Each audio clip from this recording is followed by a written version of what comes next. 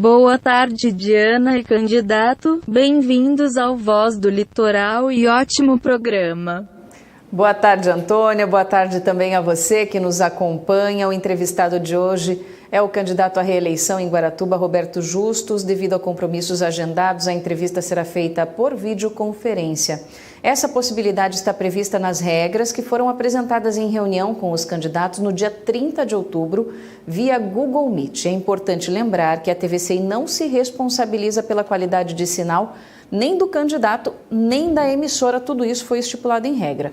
Também na reunião foi acordado que a duração da entrevista é de 10 minutos, 9 para dar as respostas às nossas perguntas e 1 minuto para as considerações finais. Candidato, boa tarde. Eu começo já com a primeira pergunta. A gente fez a escolha dos envelopes hoje de forma virtual, então faço já a primeira pergunta e a pergunta é sobre meio ambiente.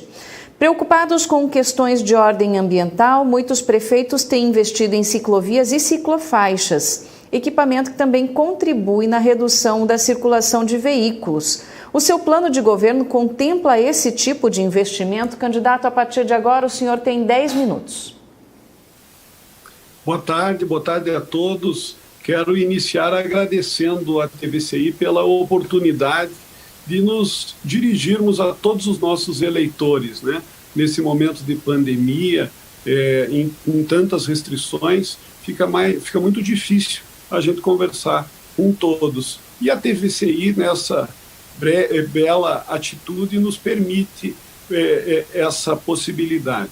Com relação às ciclovias, eu tenho muitas prioridades no meu plano de governo, mas dentre as 3 prioridades das prioridades, nós temos um novo plano de mobilidade urbana para a nossa cidade, porque Guaratuba avançou muito nessa área nos últimos 4 anos.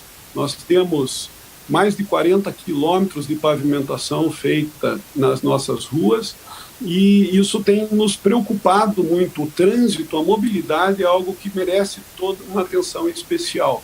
E quando nós contratarmos a empresa que vai fazer este plano para nos dizer que ruas deverão ter sentido único, sentido duplo, qual rua pode estacionar dos 2 lados, onde fazer rotatórias, onde colocar sinaleiros, lombadas, guias elevadas, é evidente que as ciclovias e ciclofaixas estarão englobadas nesse grande estudo que vai mudar a cara da nossa cidade, que vai dar condições para que nós tenhamos mais progresso e desenvolvimento com bastante segurança.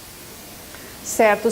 O senhor teria mais 20 segundos para falar um pouquinho sobre essa questão, também sobre meio ambiente. Quer complementar o assunto ou quer ir para a próxima pergunta?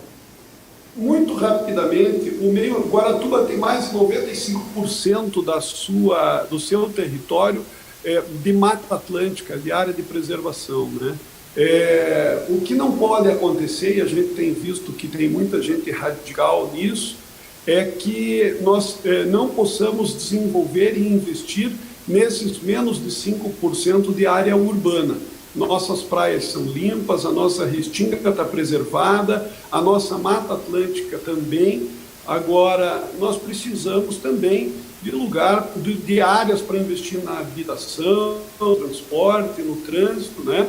E inclusive para empreender, né, no comércio, para que a nossa cidade continue desenvolvendo. Então nós vamos dar essa atenção também para o meio ambiente, mas sempre pensando no desenvolvimento sustentável, que é o grande norte para a nossa gestão.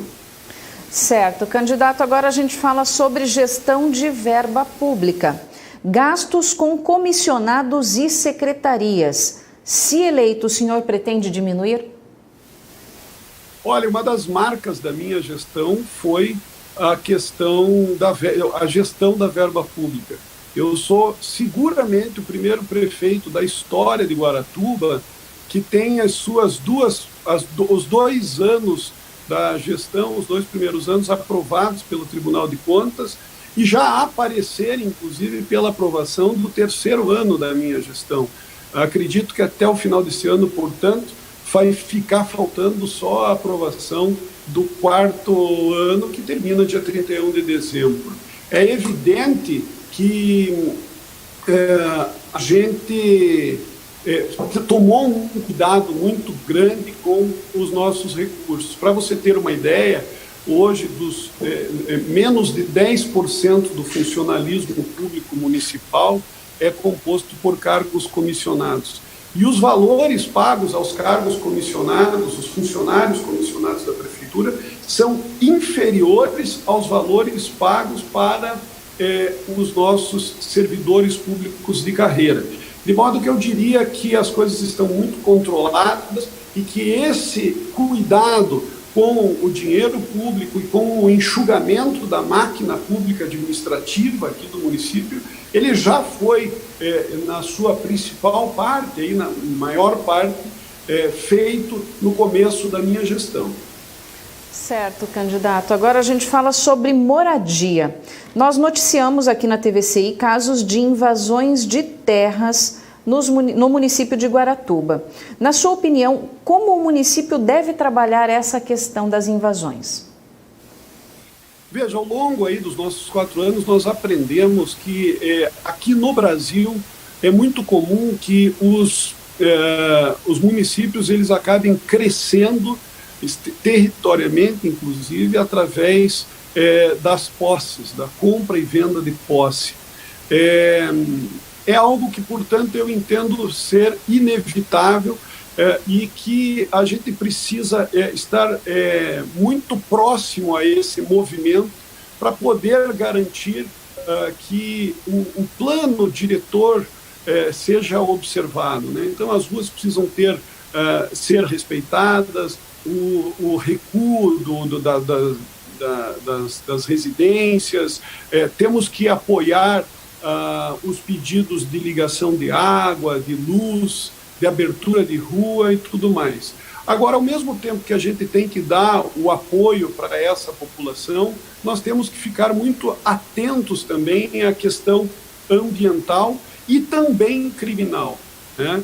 Porque eu acho até que estão muito ligadas. A gente vê, por exemplo, que em áreas onde o dono do imóvel ele é impedido de investir, de limpar o seu lote por conta de questões ambientais, ele acaba, de certa forma, abandonando ou, de repente, não tendo interesse naquele imóvel, e aquele imóvel automaticamente, praticamente automaticamente mesmo, acaba sendo ocupado por profissionais que limpam sem ter daí a repreensão dos órgãos ambientais, do poder público, da polícia, inclusive, e comercializam esses lotes. Então, eu acho que o cuidado está justamente está aí.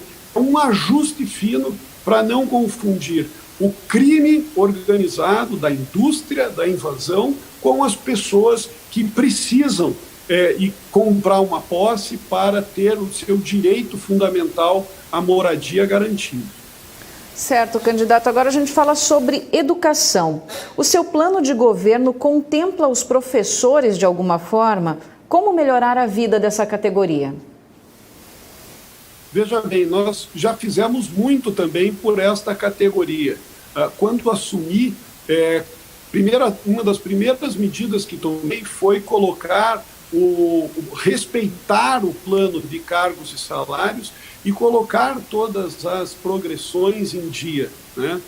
Nós nunca deixamos de pagar os salários, as progressões e as gratificações do nosso funcionalismo. Fizemos um trabalho intenso de qualificação profissional e, da mesma forma, demos condições para que os nossos professores dessem o seu melhor. Reformamos todas as nossas escolas e creches municipais. E agora vamos construir pelo menos 2 grandes escolas. Uma no bairro Mirim, que será a maior escola que nós teremos, e a outra com a intenção de fazer no Coapar, se nós conseguirmos comprar a área que nós temos interesse, ou talvez aí discutir-se no Figueira ou até mesmo no Nereidas. O fato é que com o plano de cargos e salários respeitado, com infraestrutura para oferecer para os nossos professores trabalharem, mais a qualificação profissional, eu tenho certeza que nós vamos avançar muito na educação municipal e que nos próximos 4 anos o nosso IDEB também vai subir de forma considerável. O senhor tem mais 15 segundos, quer continuar falando um pouquinho sobre educação? As nossas professoras são são quase 70% da nossa folha aqui do município. Então, quando eu falo dos professores, professoras, eu falo do servidor público municipal. O senhor, desculpa, candidato, eu preciso interromper o senhor. E a minha gratidão. Preciso interromper o senhor. Senhor, desculpa, eu preciso interromper o senhor por causa do tempo, né? O tempo acabou. A gente acha que por causa desse delay da internet acabou aí chegando um pouquinho mais tarde, mas a gente teve que cortar o seu áudio, tá, candidato? Bom, lembro a você que sempre que a gente dá esse tempo para os candidatos, a gente dá, então, 9 minutos para que eles deem respostas às nossas perguntas, apresentem, assim, as propostas que eles têm para o município e depois a gente abre 1 minuto de considerações finais. Candidato, então, esse 1 minuto é que eu abro agora. O senhor tem 1 minuto para as suas considerações finais. Eu queria me dirigir a você, eleitor guaratubano, né? E dizer para vocês que esses 4 anos foram 4 anos muito difíceis. Nós tivemos 3 governadores em 4 anos, nós tivemos pandemia, tivemos ressacas, tivemos ciclone bomba, né? Mas absolutamente nada disso impediu que nós fizéssemos o nosso trabalho. Guaratuba cresceu, se desenvolveu, Guaratuba está de cara nova. Hoje nós temos uma praça central nova, nós temos o parque de eventos, o parque municipal, o novo pronto-socorro e teremos o novo hospital. Para que a gente possa continuar fazendo o nosso trabalho, dando o máximo do nosso sangue, do nosso suor para a nossa Guaratuba, eu conto com o apoio de todos vocês. Dia 15 de novembro, vote 25, Roberto Justus prefeito, Edson Camargo vice. E vote nos nossos candidatos a vereador na nossa legião. Muito obrigado. Candidato, acabou o seu tempo, justamente exatamente, né, no 0 segundos. Gostaria de agradecer mais uma vez a sua disponibilidade em usar esse espaço que a gente dispôs aí a todos os candidatos para que apresentem as suas propostas para os eleitores de Guaratuba. Então, muito obrigada, né, por ter aceitado o nosso convite. Lembro a você que amanhã o candidato entrevistado será o candidato Maurício Lenz, também à Prefeitura de Guaratuba. Agora a gente faz um intervalo comercial. Daqui a pouquinho o Tony volta com informações, inclusive trazendo informações sobre a pesquisa eleitoral para Antonina, para as eleições de Antonina. A gente já volta.